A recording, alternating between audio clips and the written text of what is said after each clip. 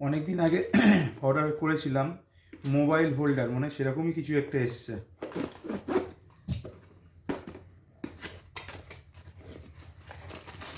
বাহ, ভালো এসছে তো, বেশ কিউট কিউট ব্যাপার আছে।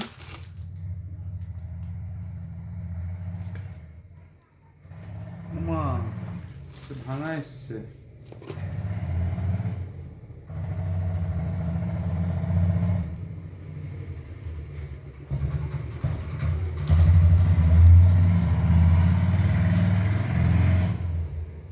প্রোডাক্টটা একটা ভাঙা এসছে, এবার এটা রিটার্ন করতে হবে।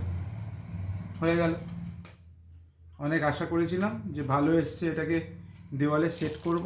কালারগুলো বেশ সুন্দর এসেছিল।